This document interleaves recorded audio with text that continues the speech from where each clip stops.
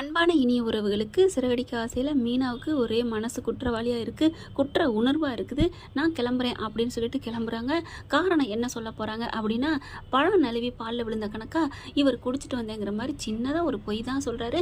அதே கோவத்தில் கிளம்புறாங்க. இவங்க குடித்தேன் அப்படின்னு சொல்லவும் கோவம் வந்து மறுபடியும் குடிக்க போயிடுறாரு. குடிச்சிட்டு வராரு. இங்கே அதுக்குள்ளே இங்கே கிளம்பிக்கு நிற்கிறாங்க நம்ம தலைவி. ஏமா மீனா எங்கேம்மா போகிற அப்படின்னு கேட்க, இல்லைம்மாம்மா எனக்கு அவர் சொன்ன பேச்சே கேட்க மாட்டேங்கிறாரு மாமா, சும்மா குடிச்சிட்டு வந்தால் என்னம்மா அர்த்தம் அப்படின்னு சொன்ன கையோட, இது என்ன புதுசாக கேள்வி, அவன் கல்யாணம் பண்ண அன்னையிலேருந்து குடிச்சிட்டு தானே இருக்கான், என்னவா இன்னைக்கு புதுசாக அவங்க மருமகளுக்கு வந்துச்சு அப்படின்னு விஜயா அப்படியே நீட்டி முழங்க அண்ணாமலை பார்த்து திட்டுறாரு. விஜயா நீ உன் வாயை வச்சுட்டு சும்மா இருக்க மாட்டியா அப்படின்னு சொல்லிட்டு மீனா பார்க்குறாரு. ஏம்மா என்னம்மா பிரச்சனை? இல்லைம்மாம்மா எனக்கு மனசே சரியில்லைம்மாம்மா, அவர் குடிச்சிட்டு வந்துட்டார் தெரியுமா, குடிக்க மாட்டேன்னு சொல்கிறாரு, ஆனால் என்னை மீறிட்டு குடிக்கிறாரு மாமா, நான் எப்படி மாமா இருப்பேன், எனக்கு மனசு சரியில்லை, நான் அதனால் கொஞ்ச நாளைக்கு அம்மா வீட்டுக்கு போயிட்டு வரேன் அப்படிங்கிறாங்க. ரோஹிணி அப்பாடா எப்படியோ இடைஞ்சல் ஒழிஞ்சா சரி அப்படிங்கிற மாதிரி நினைக்கிது. ஆனாலும் பக்குங்குது. ஐயோ அங்கே வீட்டில் யார்ட்டா சொல்லிட்டா, அங்கெல்லாம் யார்ட்டையும் சொல்ல மாட்டாங்க, ஐயோ அப்படிங்கிறாங்க. எப்படியோ இப்போதைக்கு நமக்கு பிரச்சனை முடிஞ்சால் சரி, எப்படியாவது மெல்ல மனோஜுக்கிட்ட நம்ம சொல்லிக்குவோம் அப்படின்னு நினைக்கிறாங்க. நீ அன்பை ஆதரித்து அணைச்சிக்கிட்டு மனோஜுக்கிட்ட சொல்லிட்டு அவன் ஏற்றுக்குவான். என்னதான் இருந்தாலும் பொண்டாட்டி விட்டு கொடுக்க மாட்டான் தான், அந்தளவுக்கு பாசம் வச்சுருக்காரு மனோஜ். கரெக்டாக முத்து வந்துடுறாங்க. என்னப்பா என்ன அப்படிங்கல, மீனா வீட்டுக்கு போகிறாளாண்டா. ஏய் மீனா எதுக்கு போகிற?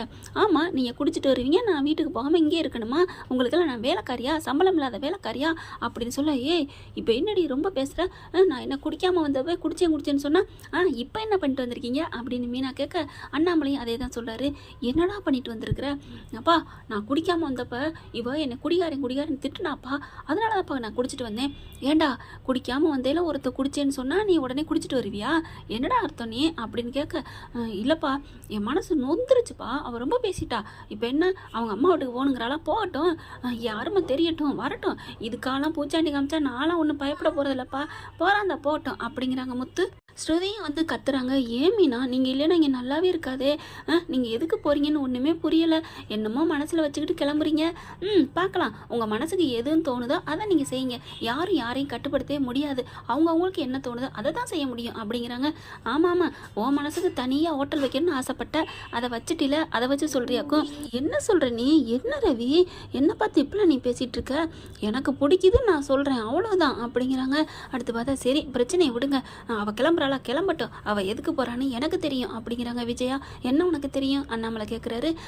இங்கே இருந்தால் சமைச்சு போடணும் ஆக்கி போடணும், ஓ அவள் இது வரைக்கும் சமைச்சு போட்டதே இல்லை, நீ சமைச்சு போட்டு தான் எல்லோரும் இங்கே சாப்பிட்டுட்டு இருக்கம்மா, ஏன் நான் சமைச்சு போடலையா அப்படின்னு விஜயா சொல்ல, எப்போ நீ சமைச்ச, ஆள் வச்சு தான் சமைச்சிட்ருக்க, சும்மா ஒரு டீ ஒரு சுடுதண்ணி இது பண்ணுவியா, ரொம்ப பேசாத விஜயா, மீனா வந்ததுலேருந்து தான் எல்லோரும் நல்லா சாப்பிட்றோம், அது உனக்கு மனசாட்சி இல்லை, இப்போ உனக்கு பயம், ஐயோ அவள் போயிட்டா எல்லா வேலையும் நம்ம பார்க்கணுமே, இல்லை அங்கிள் உடனே ஸ்ருதி வருது, அதை விட இன்னொரு பயம், சுவையான சாப்பாடு கிடைக்காதுல, டேஸ்ட்டாக கிடைக்காதுல, அந்த பயம் ஆண்டிக்கு. எல்லா ஆண்டி நீ என்ன ஸ்ருதி கிட்ட மட்டும் அப்படியே வாழை சுருட்டுதுங்க பம்மிக்கிட்டு இந்த விஜயா. அடுத்து பார்த்தா கிளம்புறாங்க. யார் பேச்சையும் கேட்காம.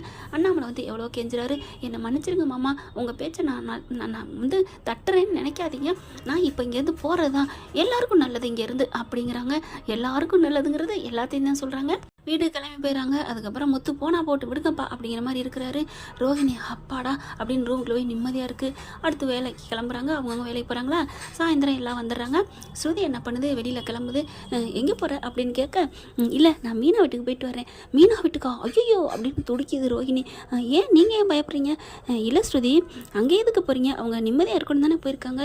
என்ன ரோஹிணி எங்கே போகிறீங்க, ஏன் போகிறீங்கன்னு கேட்குறீங்க, என்னோட விருப்பம், நான் போகிறேன், இதில் என்ன இருக்குது, ஒன்றாவே இருந்தவங்க போயிட்டாங்க, அதனால் நான் போய் பார்த்துட்டு போகிறேன், உங்களுக்கும் இதே மாதிரி தோணியிருக்கணும், அவங்களுக்கு எப்படி தோணும், ஐயோ ஸ்ருதி அப்பெல்லாம் நினைக்காதீங்க, நானும் வரட்டா அப்படின்னு கேட்க, அதெல்லாம் ஒன்று வேணாம் நான் மட்டும் போகிறேன் அப்படின்னு கிளம்புறாங்க.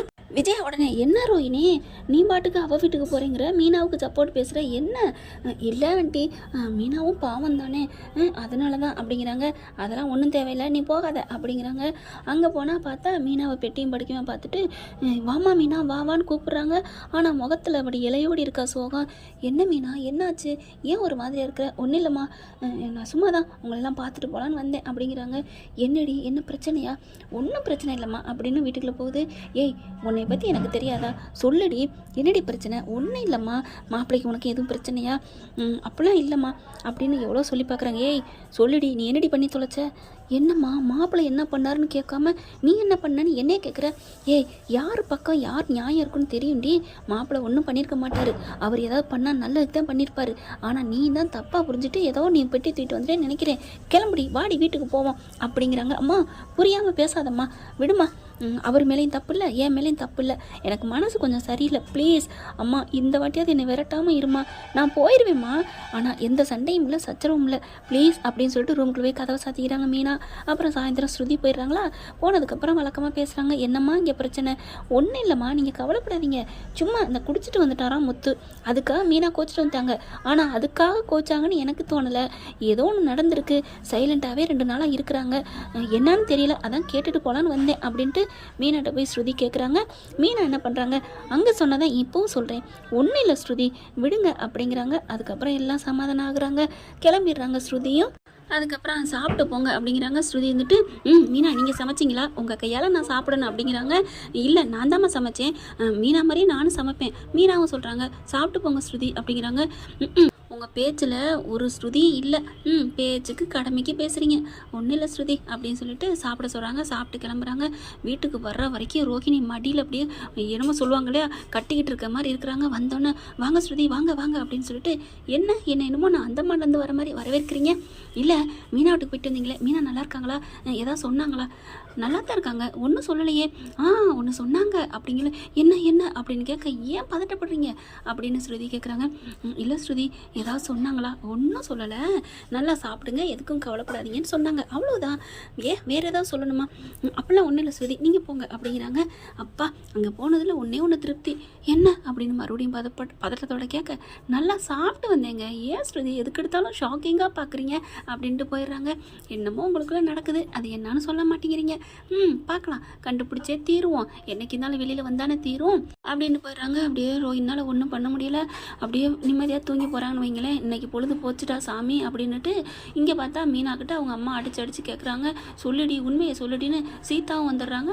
அவங்க தம்பி சத்யா வந்துட்டு என்னக்கா நடந்துச்சு, பிரச்சனையை சொல்லுக்கா அப்படின்னு சொல்ல நான் உண்மையை சொல்கிறேன். அவங்க அம்மா சத்தியம் பண்ணி கேட்குறாங்க என்ன நடந்துச்சு அப்படின்னுட்டு ரோஹிணி பற்றின விஷயத்தை எல்லாத்தையும் ஒன்று விடாமல் சொல்கிறாங்க.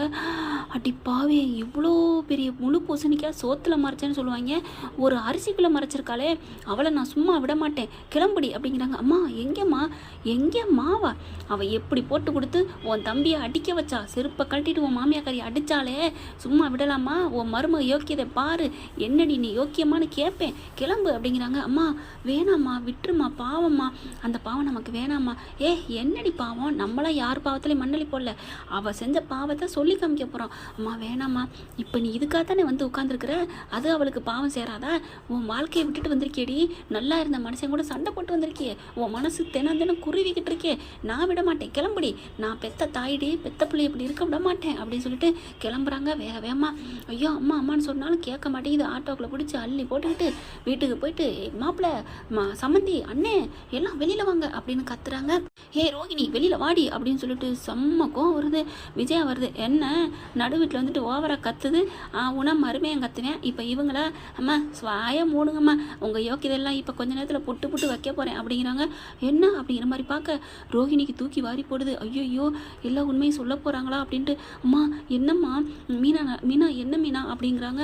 நான் என்ன பண்ணுவேன் ரோஹிணி, எல்லாத்தையுமே நான் சொல்லிட்டேன், எங்கள் அம்மா சத்தியம் பண்ணி கேட்டாங்க, என்ன மீனா சொல்ல மாட்டேன்னு சொல்லிட்டீங்களே, நான் என்ன பண்ண முடியும், எங்கள் அம்மா சத்தியம் பண்ணி கேட்குறாங்க, நான் ஒன்றும் பண்ண முடியாது, எனக்கு சாமி முக்கியம் அப்படிங்கிறாங்க. இனிமேல் நாங்கள் உயிரோடு இருக்க மாட்டோம் அப்படின்னு சொல்லிட்டு அப்படியே ரோஹிணி வேகமாக போக கையை பிடிச்சி இழுக்கிறாங்க. அவங்க அம்மா நில்லடி அப்படின்னு சொல்லிட்டு பலார் அற கொடுத்து கையை நீட்டி பேசுகிறாங்க. என்னடி நடந்து நடிச்சிட்டு இருக்க, இங்கே பாருங்கள் உங்கள் எல்லாருக்கும் ஒரு உண்மை சொல்கிறேன் அப்படின்னு சொல்லிட்டு ரோகிணி ஏற்கனவே கல்யாணம் ஆனவ, அவள் பேர் கல்யாணி, அவளுக்கு கிருஷ்ணங்கிற பையன் இருக்கான், இந்த வீட்டுக்கு வந்துட்டு இருந்தானே அந்த பையன் தான் இவளோட பையன் அப்படின்னு எல்லா உண்மையும் சொல்கிறாங்க. இந்த உண்மையெல்லாம் என் மகளுக்கு தெரிஞ்சு போச்சு. அந்த குளத்தங்கரையில் அவங்க அப்பனுக்கு திதி கொடுக்கையில கண்டுபிடிச்சிட்டா, கைங்களமாக பிடிச்சி அடித்து பண்ணிட்டா, நாங்கள் உயிரை விட்டுருவோன்னு சொல்லி என் மக வாயை அடைச்சிட்டா. இப்போ பார்த்தா என் பிள்ளை தவிக்கிறா, புருஷன்ட்ட மறைக்கிறமே அப்படின்ட்டு. இப்போ என்ன பண்ண போறீங்க சொல்லுங்க அப்படிங்கிறாங்க. அப்படியே செம்ம காண்டில் இருக்காங்க. இனிமே இவளை இந்த வீட்டுக்குள்ளே இருக்கக்கூடாது, ஏண்டி நீ இவ்வளோ பிரார்த்தனமா, புள்ள பெத்தவளா, கல்யாணம் ஆனவளா அப்படின்னு சொல்லி அட்டிக்கிறாங்க. அப்படியே மனோஜ் வந்து காரி துப்புறான். நீ எனக்கு வேணவே வேணாண்டி மனோஜ், நான் உண்மையில உயிராக இருக்கேன் மனோஜ், லவ் பண்ணுறேன் மனோஜ், சி நீலாம் ஒரு பொம்பளையா, நான் உங்ககிட்ட எல்லாத்தையும் உண்மையை சொன்னேனடி, அதில் வேற என்னையே திட்டிகிட்டே இருந்தேன், நீ ஏற்கனவே ஒரு பொண்ணை பழகுனுன்ட்டு, சிச்சி சிச்சி அப்படின்னு சொல்லிட்டு கழுத்தை பிடிச்சி வெளியே தள்ளுறாங்க. அப்படியே அம்மானு கத்திக்கிட்டு எந்திரிக்கிறாங்க ரோஹிணி. அப்படி என்னாச்சு என்னாச்சு அப்படின்னு மனோஜ் கத்துறாரு. என்னாச்சு ரோஹிணி அப்படின்னு கேட்க, இல்லை ஒன்றும் இல்லை, அப்பாடா கனவே இந்த அளவுக்கு இருக்கே, நான் என்ன பண்ணுவேன், அப்போ மீனா அவங்க வீட்டில் சொல்லிடுவாங்களா, ஐயையோ அப்படின்னு நடுங்குறாங்க. வேலையாக காலையில் அவங்க வீட்டுக்கு போயிட்டு எப்படியாவது கையில் காலில் விழுந்தாது உங்கள் அம்மா அக்கா தம்பி யார் தங்கச்சி எந்த உண்மையை கேட்டாலும் சொல்லிடாதீங்க மீனான்னு அவள் காலில் விழுந்தாது கெஞ்சி கேட்டுட்டு வரணும் அப்படின்னு சொல்லிட்டு நிம்மதியாக படுக்க பார்க்குறாங்க. ஆனால் எங்கே படுக்க முடியும், தப்பை செஞ்சவன் தண்டனை அனுபவிக்கணும், உப்பு தின்னவன் தண்ணி குடிச்சா தான் அவங்க நிம்மதியாக இருக்க முடியும். பார்க்கலாம் ஃப்ரெண்ட் என்ன நடக்க போகுதுன்னு. இப்படி போனால் நல்லா தான் இருக்கும். இந்த பற்றி உங்களுக்கு பிடிச்சிருந்துச்சுன்னா அவங்க பொண்ணான கையில் ஒரு லைக்கை போட்டு சப்ஸ்கிரைப் பண்ணிடுங்க. நம்ம சேனலுக்கு ஒரு ஹைக் பண்ணிடுங்க ஃப்ரெண்ட்ஸ். Thank you friends.